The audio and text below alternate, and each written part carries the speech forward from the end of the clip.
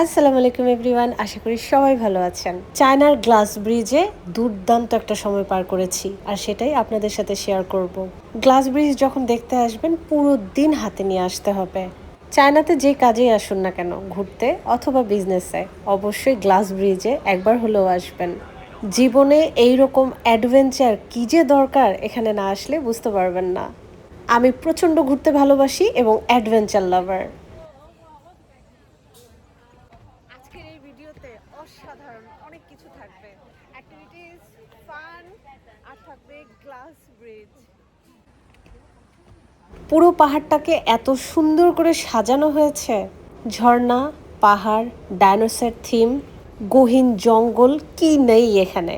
নিচে থেকে পাহাড়ের যত বেশি উপরে উঠছি মনে হচ্ছে অন্য আর একটা জগতে চলে এসেছি। অসাধারণ একটা দৃশ্য, পাহাড় একদম মেঘে ঢেকে গেছে। কি সুন্দর, সুবহানাল্লাহ।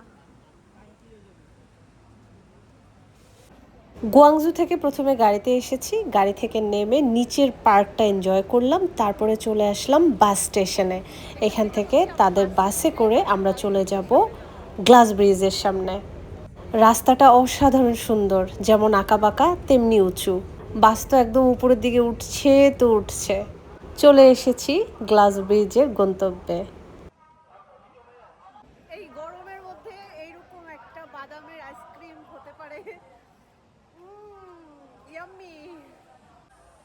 পাহাড়ের প্রত্যেকটা স্টেপ এত সুন্দর করে সাজানো, আর যে থিমগুলো রাখা আছে এগুলো সত্যি সত্যি ভাবতে আপনাকে বাধ্য করবে। কিছুক্ষণের জন্য মনে হবে যে সত্যি সত্যি ডাইনোসরের জগতে চলে এসেছি।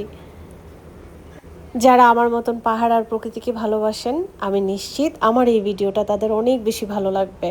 প্রতিটা স্টেপে একটা করে নতুন অ্যাডভেঞ্চার। আমি তো ঘেমে ভিজে একাকার। পাহাড়ে ওঠাটা অবশ্যই একটু কষ্টের, তবে আমার কাছে এই কষ্টটা একদমই কষ্ট মনে হয় না, যেহেতু আমি প্রকৃতি ভালোবাসি। এইরকম পাহাড়ের দৃশ্য দেখে মনকে আর শান্ত রাখা যায় না। সব ক্লান্তি ভুলে তাকিয়ে আছি শুধু প্রকৃতির দিকে, আর যত দূর আগাচ্ছি শুধু নতুন নতুন অ্যাডভেঞ্চার। ডাইনোসর রিলেটেড অনেক ইনফরমেশন কিন্তু জায়গায় জায়গায় লেখা আছে, যদিও ভাষাটা ছিল চায়নার।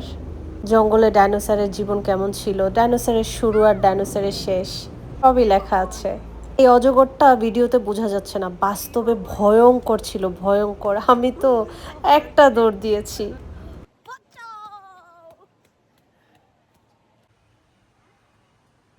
নিচে ওই যে পানির অ্যাক্টিভিটিস গুলো,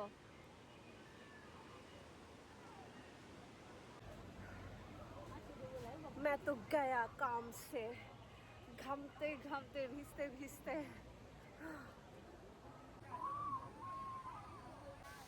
ভোর থেকে শুরু হয়েছে ঝুম বৃষ্টি, সারা দিন আকাশ ছিল মেঘলা। এখনো পাহাড়ের অনেকগুলো জায়গা মেঘে ঢেকে আছে। প্রকৃতির এত সৌন্দর্য আসলে এই ছোট্ট ক্যামেরায় ধারণ করা সম্ভব না। বাস্তবে এর যে কি সৌন্দর্য, সেটা আমি এই ভিডিওতে বলে বোঝাতে পারবো না। সৃষ্টিকর্তা প্রকৃতিকে এত সুন্দর করে সৃষ্টি করেছে, আলহামদুলিল্লাহ, যা আমি নিজের চোখে দেখতে পারলাম। এখন হচ্ছে আমরা আবার নামছি। ধাপে ধাপে পাহাড়ে উঠতে হবে, আবার ধাপে ধাপে পাহাড় থেকে নামতে হবে। আস্তে আস্তে দৃশ্যমান হচ্ছে গ্লাস ব্রিজ, আর এখনো তো আসল চমক বাকি। চোখ মাঝে মাঝে কনফিউজ হয়ে যাচ্ছে, আসলেই কি এই দৃশ্যটা আমার সামনে আছে, নাকি কোনো অ্যানিমেশন মুভিতে ঢুকে গেছি। আলহামদুলিল্লাহ, নিজের চোখেই প্রকৃতির এমন অসাধারণ সৃষ্টি দেখতে পেলাম। ছোট ঝর্ণার শুরু আর গ্লাস ব্রিজটাও দৃশ্যমান হচ্ছে। বড় অ্যাডভেঞ্চার তো এখনও বাকি। অ্যাডভেঞ্চারের শুরুর ভিডিওটা আপনাদের সাথে শেয়ার করলাম। ভিডিও কেমন লাগলো অবশ্যই জানাবেন। দেখা হবে নেক্সট অ্যাডভেঞ্চারে। অসাধারণ না দৃশ্যটা? আল্লাহ হাফেজ।